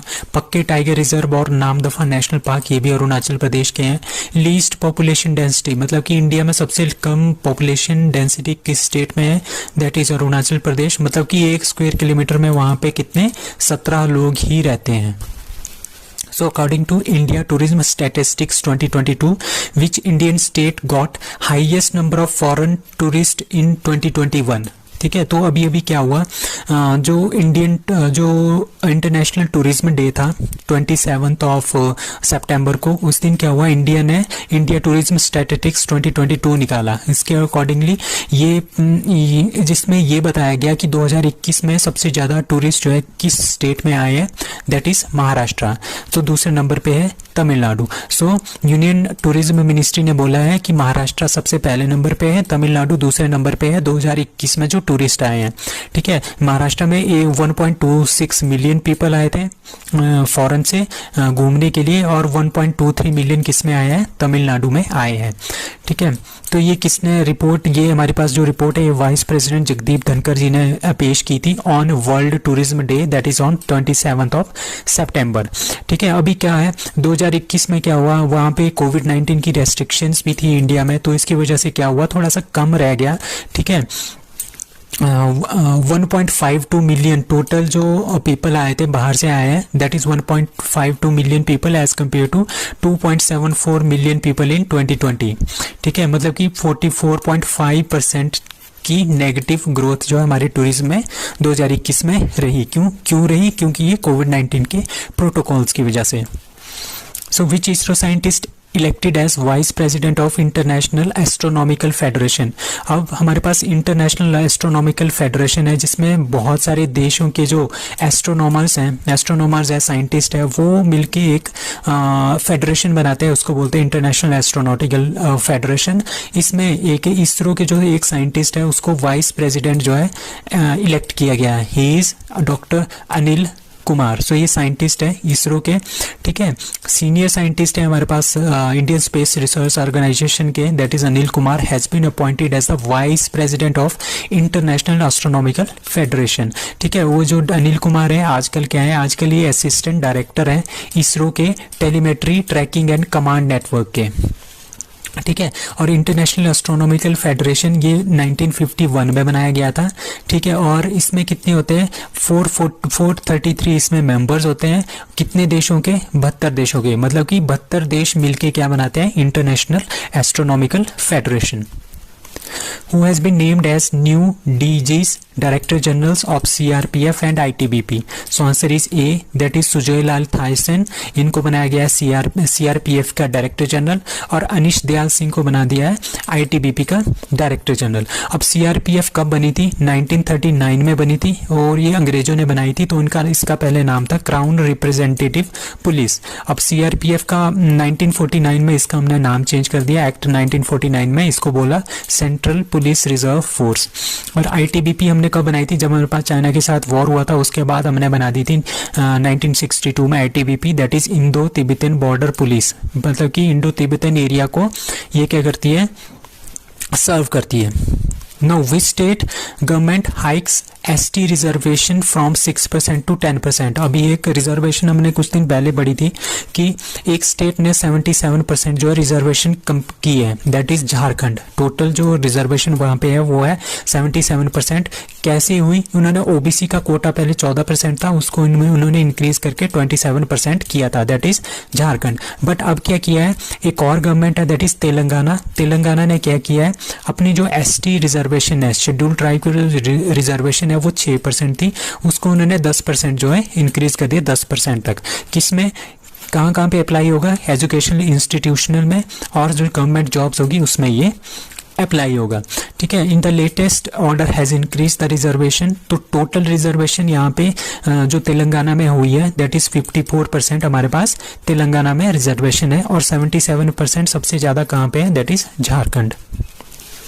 Now operation Garuda to dismantle drug network is launched by, that is CBI। तो CBI ने क्या किया है, ऑपरेशन गरुड़ा जो है वो लॉन्च किया है। किस लिए लॉन्च किया है, to dismantle the drug network. जैसे हमारे पास ड्रग नेटवर्क है, जैसे हमारे पास इंडिया है, ठीक है, बाहर से हमारे पास ड्रग्स आती हैं, ठीक है, तो इंडिया में वो फैलाती है, और हमारे युवा इसमें इनका यूज़ करके काफ़ी मतलब कि डैमेज होता है कंट्री के लिए।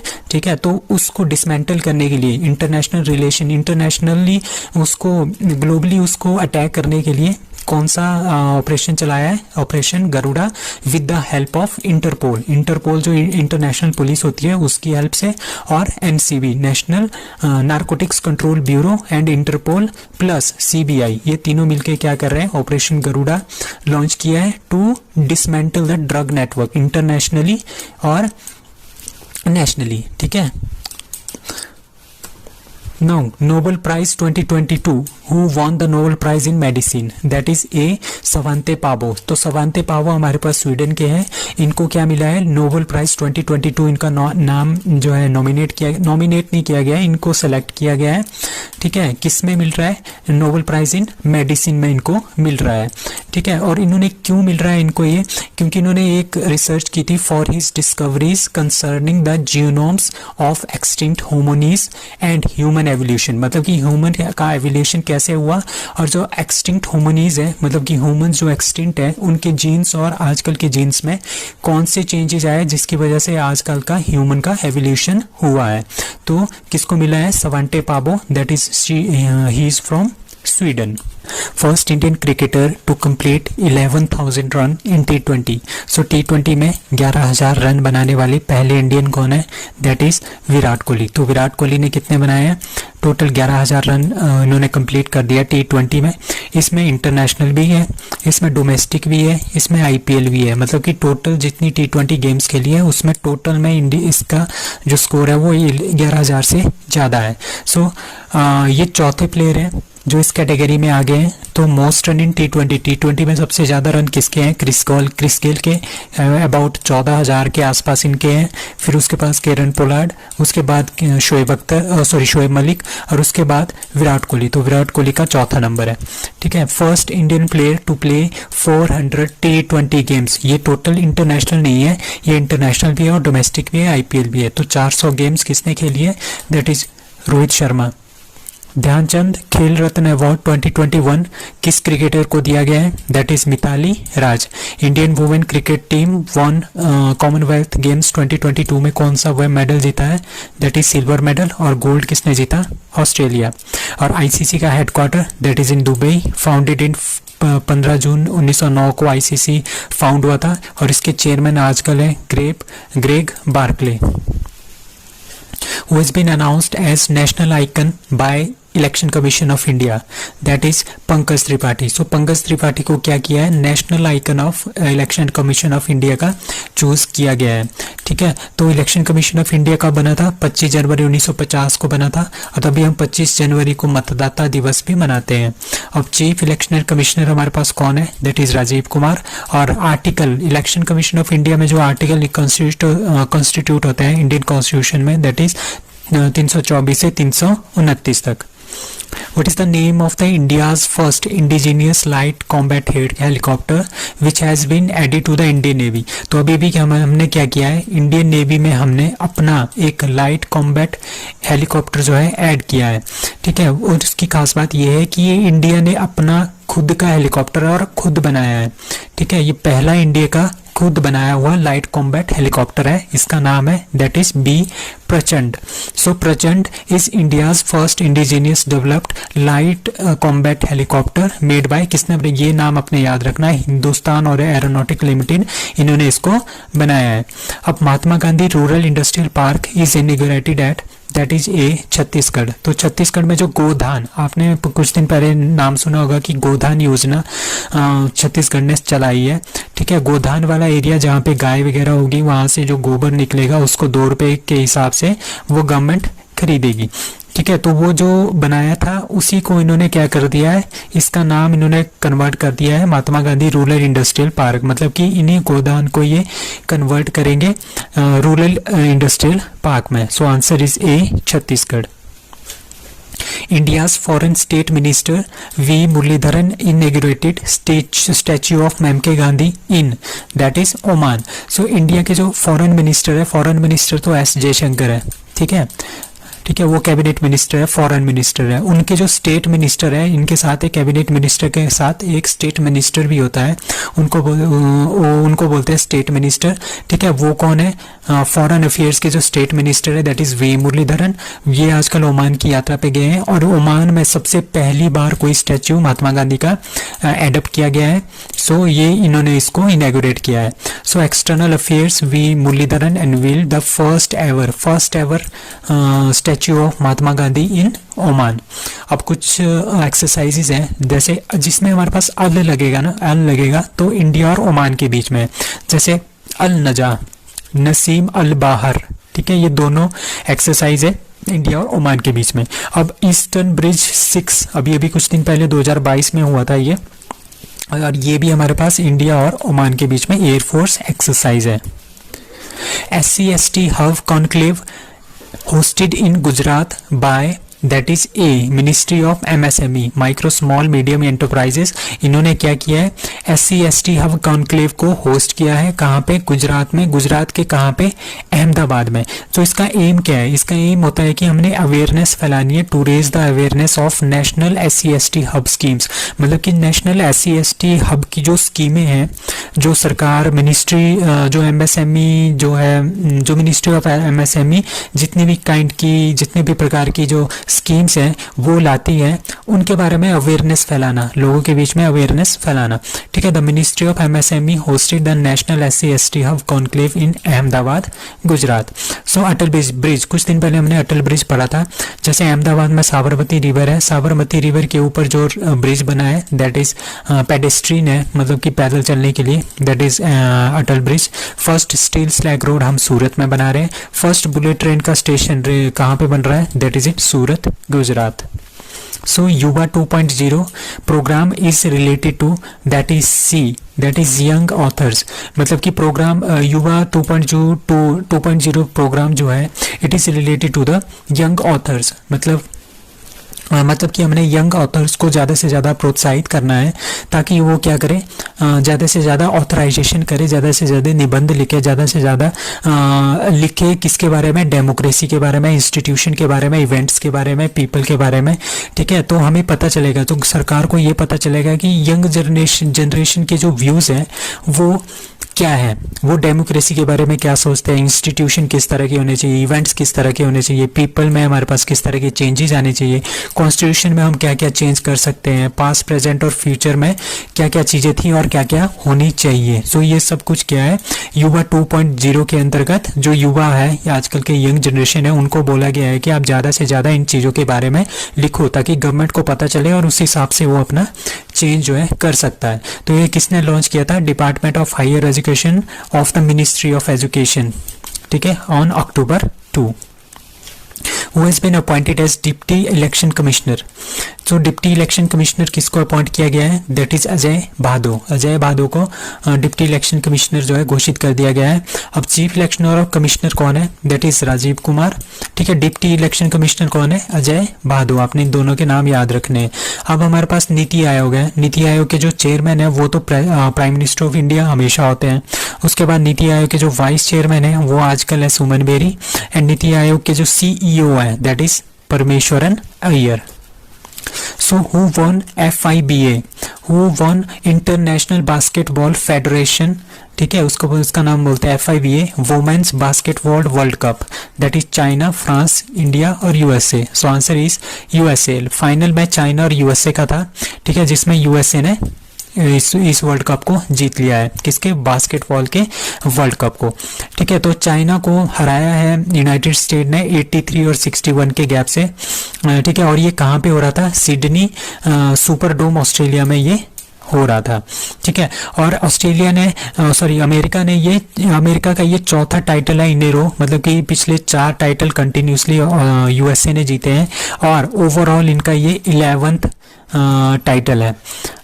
ठीक है, और इसी के हिसाब से जो 2024 में पेरिस ओलंपिक होने वाला है उसके लिए यूनाइटेड स्टेट ने ऐसे ही क्वालिफाई कर लिया है क्योंकि इन्होंने वर्ल्ड कप जो जीत लिया है।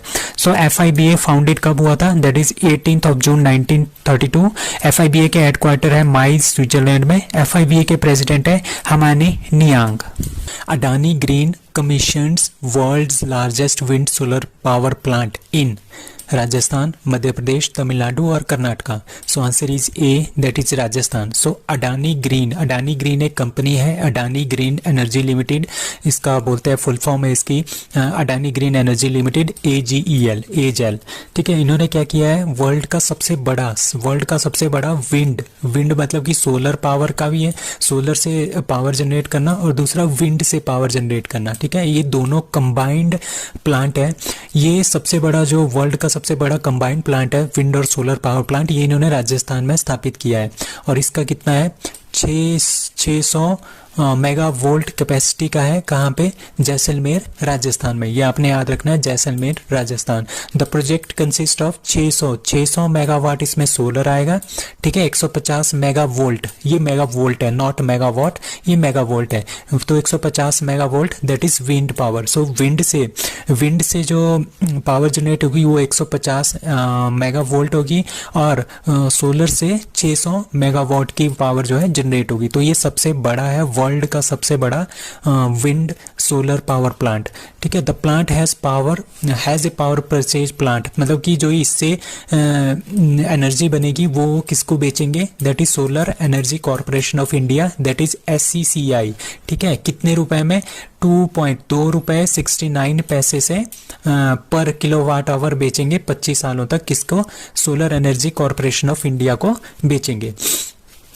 सो AGEL हैज इंडिया में सबसे पहला हाइब्रिड पावर प्लांट भी इन्होंने ही स्थापित किया था, AGEL ने।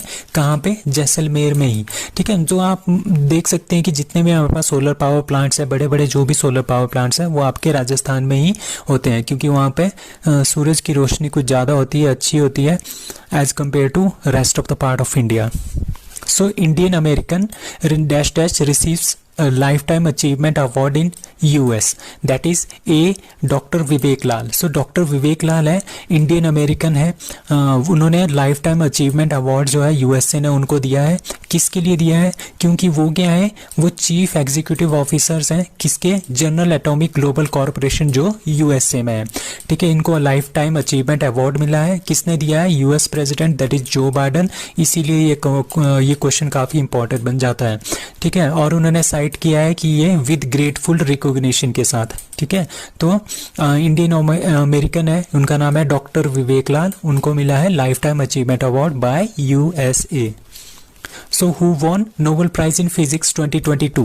So Nobel Prize of Physics 2022 किसने जीता है? एलन एस्पेक्ट्स फ्रांस के, जॉन एफ क्लॉजर यूएसए के, एंटोन जेलिंजर ऑस्ट्रिया के. तो इन तीनों को क्या मिला है? नोबेल प्राइज इन फिजिक्स 2022 मिला है. सो answer is D, all of the above. अब हम बात करेंगे ये नोबेल प्राइज देता कौन है? ये देता है royal Swedish academy of sciences. ठीक है, royal Swedish academy of sciences ये देता है. किस किस में देता है? Physics, chemistry, economics and physics, chemistry और इकोनॉमिक्स तीनों में ये royal Swedish academy of science देता है. नोबेल प्राइज इन फिजिक्स 2022 में किसको दिया गया है? एलन, जॉन एंड एंटन. आप किसको ऐसे याद रख सकते हैं? AJA, एलन, जॉन एंड एंटन को फिजिक्स का नोबेल प्राइज मिला है. क्यों मिला है? इन्होंने काफ़ी अच्छी रिसर्च की है क्वांटम मैकेनिक्स में. मैकेनिक्स तो पता ही आपको, मैकेनिकल वर्क, एंड क्वांटम मतलब कि light. So the Nobel prize 2022 physics का दिया गया है फॉर एक्सपेरिमेंट. कौन से एक्सपेरिमेंट किए हैं? With photons. फोटोन्स मतलब कि जो क्वांटम से रिलेटेड है. ठीक है, फोटोन्स के साथ इन्होंने कुछ एक्सपेरिमेंट्स किए हैं. Establishing the violation of Bell inequalities and pioneering quantum information sciences. अब कुछ दिन अभी हमने पढ़ा था, समंते पाबो को क्या मिला है 2022 में? Nobel prize for medicine. Medicine के लिए समंते पाबो ओनली एक पर्सन को मिला है, बट जो फिजिक्स में मिला वो 3 पर्सन को मिला है, that is Alain, John and Anton. तो नोबेल प्राइज देता कौन है? कंट्री कौन सी देती है? स्टॉकहोम, जो स्वीडन की कैपिटल है, वहां पे इन प्राइजेस को देते हैं. सारे के सारे जो नोबेल प्राइजेस होते हैं वो वहीं पे दिए जाते हैं, एक्सेप्ट मतलब कि जो पीस प्राइज है वो हम स्वीडन में नहीं देते हैं. वो कहाँ पे देते हैं? वो देते हैं नॉर्वे में. ओस्लो इनकी कैपिटल है, तो वहां पे इनको इस प्राइज को देते हैं. प्रेजेंट कौन करता है? Royal Swedish academy of sciences को प्रेजेंट करती है physics, chemistry and economic sciences में. So, which state won the first prize under the last state category under Swachh Sarvekshan Gramin SSG 2022? That is Telangana. अभी अभी क्या हुआ? हमने स्वच्छ सर्वेक्षण ग्रामीण रिपोर्ट आई है, मतलब कि ग्रामीण इलाकों में कौन सा सबसे अच्छी स्टेट है जिसने काफ़ी अच्छा जो है क्लीन ग्रामीण मतलब कि ग्रामीण क्षेत्रों को ज़्यादा अच्छी से तरह से साफ किया है. That is Telangana. So Telangana को पहला अवार्ड इसमें मिला है. Telangana won the first prize. ठीक है, in the last state category under Swachh Survekshan ग्रामीण, दैट इज 2022. और किसने दिया है? द्रौपदी मुर्मू ने ये प्रेजेंट किया है. ठीक है, अवार्ड, क्योंकि उन्होंने काफ़ी अच्छा काम किया है sanitation status of rural areas. तो रूरल एरिया में जो गंदगी फैलाते हैं, शौच वगैरह बाहर करते हैं, तो उसको उन्होंने बंद कर दिया है. ठीक है, हरियाणा दूसरे नंबर पे है, तीसरे नंबर पे है तमिलनाडु. सो पहले नंबर पे है तेलंगाना, दूसरे नंबर पे हरियाणा, तीसरे नंबर पे तमिलनाडु. आपने याद रखना है स्वच्छ सर्वेक्षण ग्रामीण के लिए है ये. ठीक है, in the second phase of स्वच्छ भारत मिशन ग्रामीण द एम. अब हमारा पास इसका एम क्या है? इसका एम है कि हमने 6 लाख जो विलेजेस हैं इंडिया के, उनमें हमने ओपन डेफिकेशन करना है. मतलब कि जितने भी हमारे पास खुले में शौच करते हैं उसको हमने बंद करना है. कितने? 6 लाख गाँवों को. सो 15th इंटरनेशनल सूफी रंग फेस्टिवल 2022 इज ऑर्गेनाइज्ड एट. आपको पता है कि जो सूफी रंग फेस्टिवल है वो कहाँ पे होता है? वो हमेशा अजमेर में ही होता है. ठीक है, इंटरनेशनल सूफी रंग फेस्टिवल 2022 अजमेर राजस्थान में मनाया जाता है. ठीक है, it is the international Sufi festival of India. ठीक है, it is commemorative fiesta in the honour of. क्यों मनाया जाता है? जो ये हमारे पास सूफी सेंट थे हजरत ख्वाजा मोहम्मदीन चिश्ती, इन्होंने अपनी पहली दरगाह कहाँ पे खोली थी? अजमेर में खोली थी. तो उसकी वजह से उनको ऑनर करने के लिए ये इंटरनेशनल सूफी रंग फेस्टिवल जो है मनाया जाता है. और इस बार कौन से नंबर का था? 15 नंबर का था. So what is the name of the radio series? ठीक है, एक रेडियो सीरीज लॉन्च की है किसने? Election commission of India. किसके साथ? ऑल इंडिया रेडियो के साथ मिलकर इन्होंने एक रेडियो सीरीज स्टार्ट की है। किस लिए? वोटर को अवेयर करने के लिए, वोटर्स जो हैं उनको अवेयर करने के लिए कि आपने वोटिंग करनी है और किस तरह से वोटिंग करनी है। तो उसका नाम क्या है उस सीरीज का? उस सीरीज का नाम है मतदाता जंक्शन। जागरण और जागरूकता नहीं है, मतदाता जंक्शन नाम है इसका, आंसर सी। अब हम इलेक्शन कमीशन के बारे में जानते हैं। इलेक्शन कमीशन आपको पता ही है कि 25 जनवरी 1950 को इसको बनाया गया था। चीफ इलेक्शन कमिश्नर हमारे पास कौन है? राजीव कुमार। और फर्स्ट चीफ इलेक्शन कमिश्नर थे सुकुमार सेन। ठीक है, और इलेक्शन कमिश्नर कौन है आजकल? अनूप चंद्र पांडे। और deputy election commissioner Ajay Bhadoo. So ये 15 मिनट का एक प्रोग्राम होगा। कहाँ पे आएगा? ऑल इंडिया रेडियो में आएगा। फ्राइडे को आएगा 7 से 9 बजे के बीच में। So who won Shastra Ramanujan Award for 2022? That is Yingying Tang. Yingying Tang जो है कैलिफोर्निया की रहने वाली है, इनको मिला है शस्त्र रामानुजन अवार्ड। ठीक है, कैलिफोर्निया में इनको ये अवार्ड मिला है, यिंगिंग टैंग को शस्त्र रामानुजन अवार्ड। ठीक है, एक होता है रामानुजन अवार्ड, एक होता है शस्त्र रामानुजन अवार्ड। ठीक है, जो रामानुजन अवार्ड है वो 2022 में मिला है नीना गुप्ता को, ये आपने ध्यान रखना है, ये मिला है नीना गुप्ता को।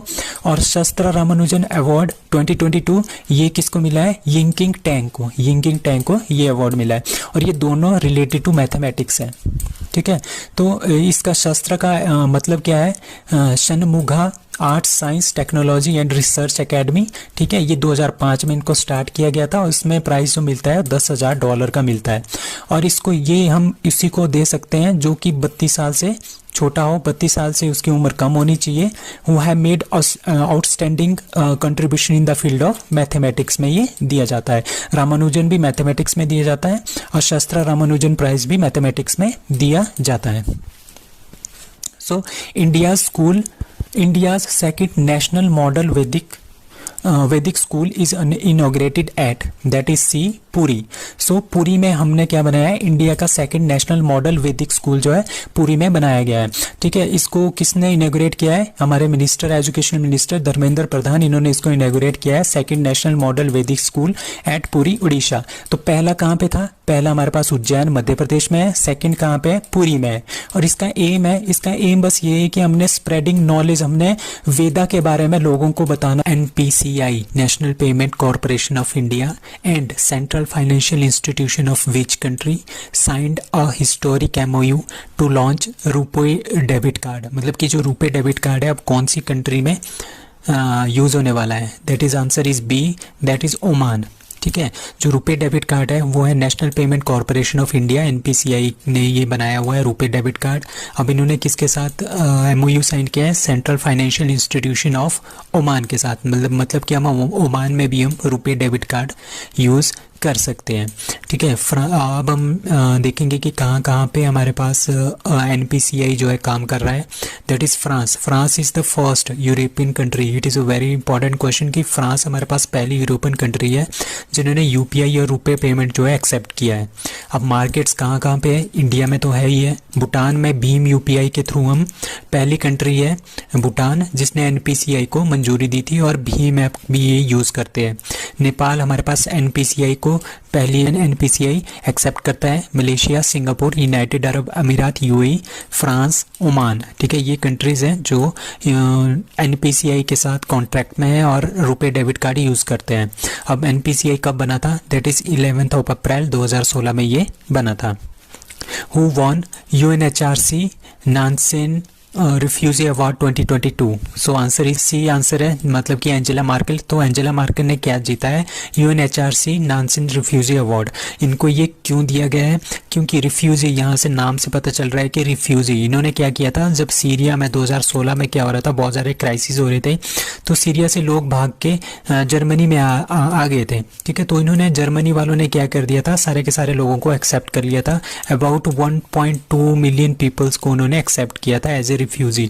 तो उस टाइम जो जर्मनी की चांसलर थी वो थी एंजेला मार्केल। तभी उनको क्या मिला है? United nation high commissioner for refugees prestigious Nansen award जो इनको मिला है। ठीक है, और ये एनुअल अवार्ड है, 1954 में दिया जाता था से ये दिया जा रहा है, ठीक है। और किसके नाम पे दिया जा रहा है? ये नॉर्वे के एक एक्सप्लोरर थे, साइंटिस्ट भी थे, डिप्लोमेट्स भी थे और ह्यूमैनिटेरियन भी थे, ठीक है। इनका नाम है फ्रिट्जोफ नानसेन। तो इनके नाम पे ये जो अवार्ड है दिया जाता है। In 2022 Angela Merkel wins UNESCO peace prize 2022 भी इनको मिला हुआ है। तो ये 2 अवार्ड हो गए, यूनेस्को पीस प्राइज 2022 और यूएनएचआरसी का Nansen refugee award 2022। So Amit Shah announces ST status for Paharis of which state? That is D J&K। तो J&K के पीपल जो जम्मू कश्मीर में जो पहाड़ी इलाके में लोग रहते हैं, उनको क्या किया है, उन्होंने अनाउंसमेंट किया अमित शाह ने कि इनको हम ST कोटा देंगे, ठीक है। ST is a scheduled tribe, ठीक है। वैसे अमित शाह जी क्या है, हमारे पास होम मिनिस्टर हैं, वैसे इनका ये कोई उनका अधिकार नहीं बनता है कि वो एसटी स्टेटस दे। अब एसटी स्टेटस कौन देता है? एसटी स्टेटस कौन देता है? प्रेसिडेंट और पार्लियामेंट। जब ये प्रेसिडेंट कोई किसी एक पर्टिकुलर ट्राइब को एसटी का कोटा देने के लिए बोलती है, तो उसके बाद क्या हुआ, जो पार्लियामेंट है वहाँ पे 2/3 मेजोरिटी के साथ वो मोशन है वो पास होना चाहिए, उसके बाद ही हम क्या दे सकते हैं, एसटी कोटा दे सकते हैं। अब स्पेशल प्रोविज़न हमारे पास आर्टिकल 330 से 342 के बीच में, national commission for SC article 338, national commission for ST article 338A वो 89th कॉन्स्टिट्यूशनल अमेंडमेंट 2003 में ऐड किया गया था। National commission for backward class article 338B 102nd constitutional amendment 2018 में हुई थी, ठीक है। उसके बाद आर्टिकल नंबर 341, इसमें क्या बोला है कि जो प्रेसिडेंट ऑफ इंडिया है वो क्या कर सकता है, किसी भी कास्ट को एससी के अंदर ला सकता है, ठीक है। बट उसको क्या करना पड़ेगा, पार्लियामेंट में क्या करना पड़ेगा, 2/3 मेजोरिटी के साथ ये पास करना पड़ेगा, ठीक है। आर्टिकल नंबर 342 क्या बोलता है, president of India can add any tribe, कोई भी ट्राइब एसटी में डाल सकती है, but it can be cancelled by the parliament इसको एक्सेप्ट भी कर सकती है और इसको कैंसिल भी कर सकती है। So who is going to organize Safurti Mela at Delhi Haat from October 1 to 15, that is KVIC। So KVIC क्या कर रहा है, सफूर्ती मेला जो है दिल्ली में ही हो रहा है, ये 1 से लेकर 15 तक, ठीक है। ये मेला का आयोजन कर रहा है। इसका मतलब क्या है, इसका मतलब है सफूर्ती का मतलब है scheme fund for regeneration of traditional industries. SFURTI मेला कहाँ पे, न्यू दिल्ली में। मतलब क्या है इसका, मतलब कि हमने क्या करना है, रीजनरेशन करना है किसका, ट्रेडिशनल इंडस्ट्रीज कौन कौन सी होती है, लाइक हैंडलूम, हैंडीक्राफ्ट्स, खादी, कोयर, एग्रो प्रोडक्ट से जो भी हमारे पास सामान बनता है उनको बोलते हैं हम ट्रेडिशनल इंडस्ट्रीज। तो इनको बढ़ावा देने के लिए, ठीक है, इनके जो इनको बनाते हैं उनको ज़्यादा से ज़्यादा फ़ायदा हो, उसके लिए हम कौन सा मेला यूज़ कर रहे हैं, दैट इज़ सफूर्ती मेला कर रहे हैं। और khadi and village industries commission इसको बोलते हैं KVIC, और ये अंडर है, कौन सी मिनिस्ट्री के अंडर आता है, MSME मिनिस्ट्री के अंडर आता है। Who won Nobel Prize 2022 in chemistry में नोबेल प्राइज किसको मिला है, Carolyn R Bertozzi, he is from USA, Morten Meldal from Denmark, के Barry Sharpless that he is from USA। तो ये तीनों को ये अवार्ड दिया गया है, all of this. So Nobel prize 2022 for the medicine, हमने कुछ दिन पहले पढ़ा था कि मेडिसिन में भी मिला है। तो सवेंते पाब्लो है, ही इज फ्रॉम स्वीडन, उनको मिला है, किसके लिए, for his discoveries, genetic problem जो ह्यूमंस में आ गई है, जिसकी वजह से ह्यूमन का एवोल्यूशन हुआ है, ठीक है, उसके बारे में इन्होंने स्टडी किया था। अब Nobel prize for 2022 for physics किसके लिए, क्वांटम जो मैकेनिक्स है उसका एक्सपेरिमेंट इन्होंने किया था। ये 3 लोगों को मिला है, Alain Aspects, John F Clauser and Anton Zeilinger. और नोबेल प्राइज 2022 फॉर केमिस्ट्री किसके लिए, for development of click chemistry and bio orthogonal chemistry में को डेवलप करने के लिए इन्होंने काफ़ी ज़्यादा रिसर्च की है। तो कैरोलिन R बैटोजी USA के हैं, मोर्टन मेडलर डेनमार्क के बेरी शार्पलेस फ्रॉम USA। तो इन तीनों को ये अवार्ड मिला है।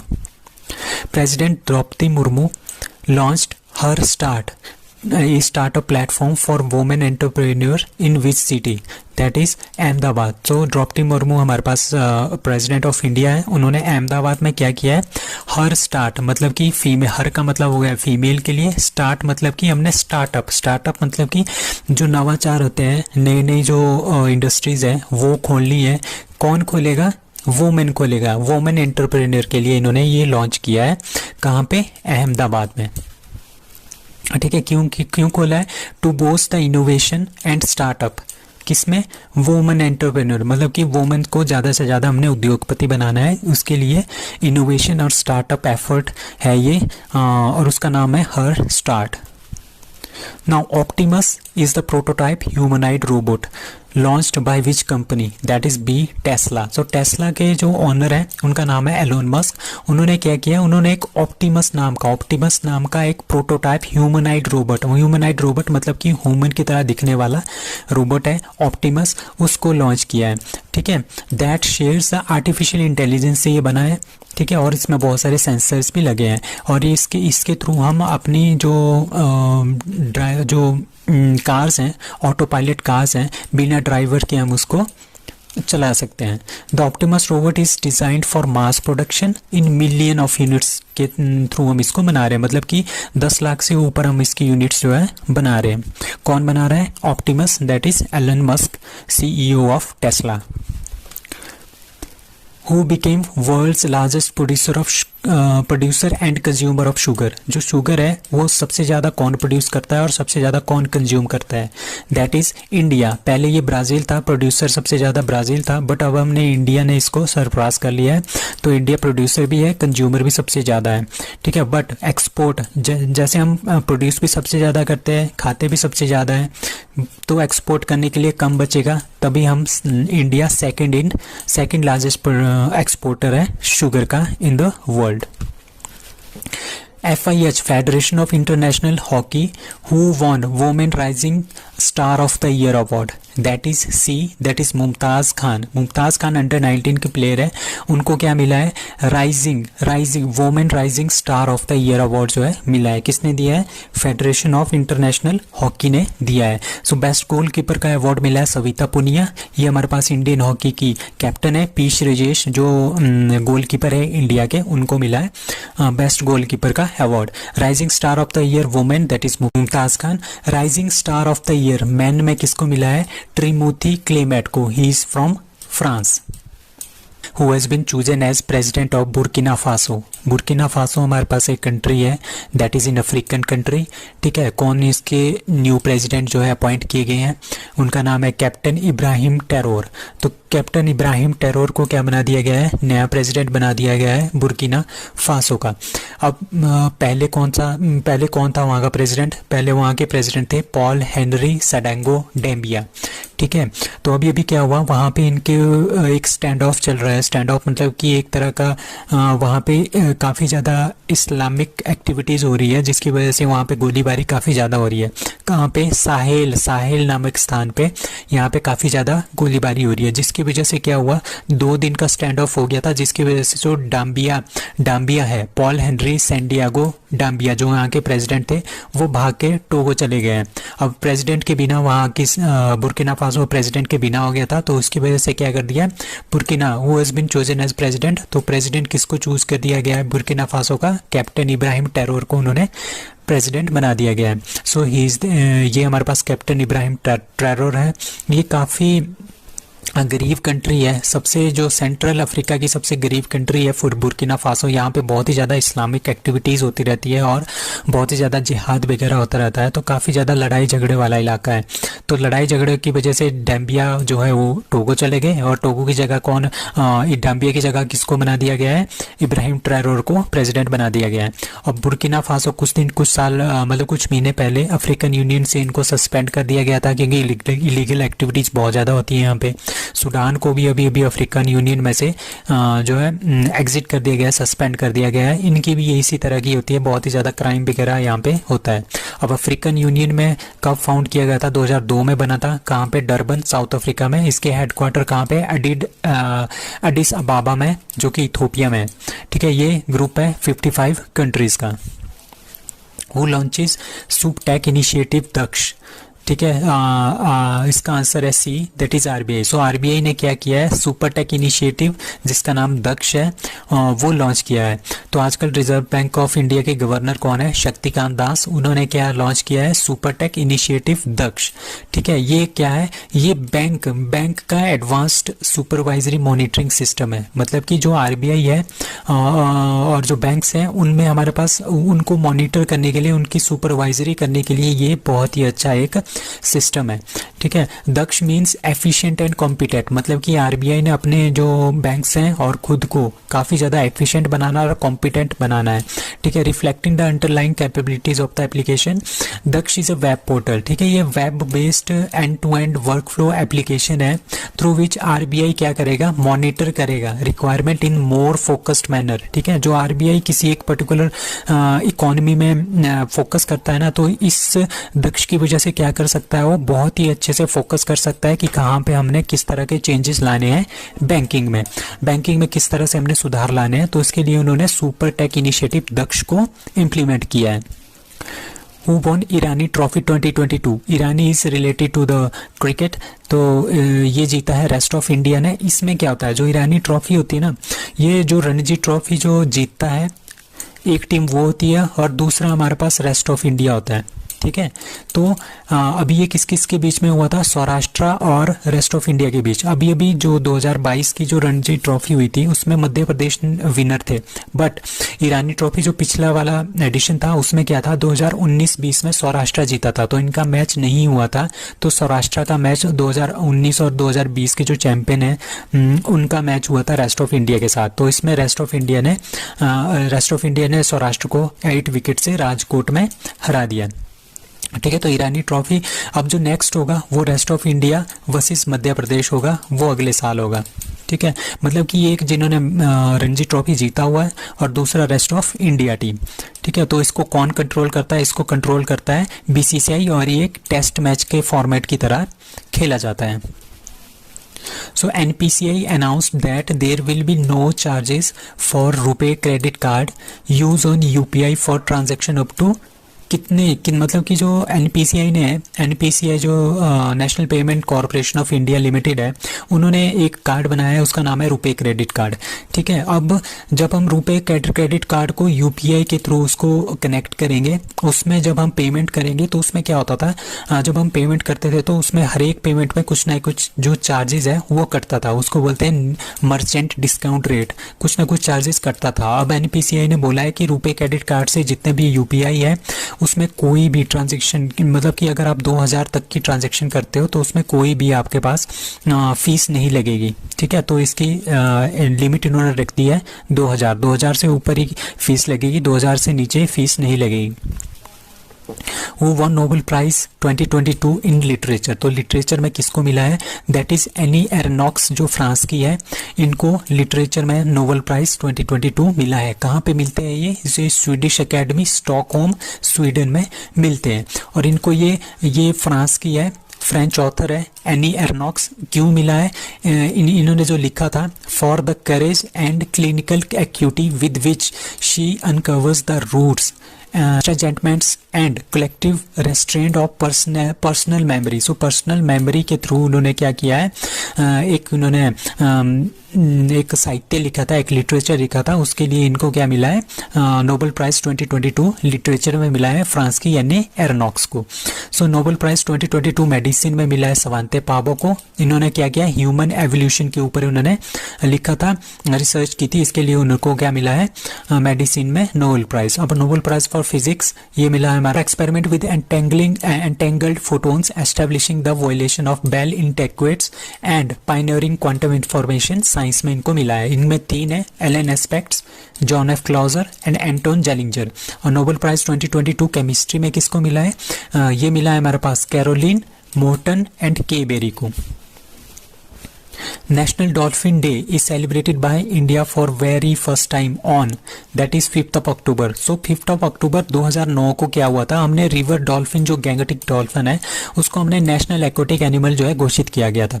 ठीक है, उसी को देखते हुए यूनियन मिनिस्ट्री जो हमारे पास यूनियन इन्वायरमेंटल मिनिस्ट्री है उन्होंने 5 अक्टूबर को क्या घोषित कर दिया है, नेशनल डॉल्फिन डे घोषित किया है।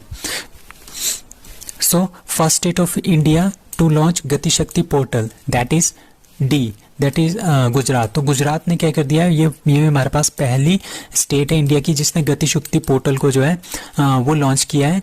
क्यों किया है, टू डेवलप द इंफ्रास्ट्रक्चर। ठीक है, फर्स्ट गति शक्ति का जो कार्गो टर्मिनल है दैट इज आसनसोल वेस्ट बंगाल में लॉन्च किया गया है। So first state of India to start the Gati Shakti portal that is Gujarat. NASA और स्पेस एक्स का एक मिशन है उसको बोलते हैं क्रू 5 मिशन। ठीक है, कहाँ के लिए है, इंटरनेशनल स्पेस स्टेशन के लिए है। और उसमें कितने एस्ट्रोनॉट्स हैं, 3, 4, 5 और 6। So answer is C that is answer is B that is 4। इसमें हमारे पास 4 एस्ट्रोनॉट्स हैं स्पेस एक्स की क्रू 5 मिशन में। इसमें एक रशियन है उसका नाम है अन्ना किकीना, नासा के है एस्ट्रोनॉट है जोस कैसेडा, और नासा के एक और एस्ट्रोनॉट है उनका नाम है निकोल मैन। ये पहली फीमेल है अमेरिकन मूल की जो astronaut as a astronaut ISS International Space Centre में जा रही है। तो जापान की एक एस्ट्रोनॉट है उनका नाम है कोइची वाकाटा। तो ये 4 जो है हमारे पास क्रू 5 मिशन में जा रहे हैं। किसका मिशन है ये, नासा और स्पेस एक्स का। अप टू 2023 रशिया ने बोला है कि हमने ISS से हट जाना है, क्योंकि ये जो ISS बनाया था 1998 में रशिया और USA ने मिलके बनाया था। अब इन्होंने बोल दिया है कि 2023 तक हम इससे हट जाएंगे। अब 2031 तक जो इंटरनेशनल स्पेस स्टेशन है उसको हम डिस्मेंटल कर देंगे। USA ने बोला है अप टू 2031 तक इसको डिस्मेंटल कर दिया जाएगा। So that's all for today, thank you.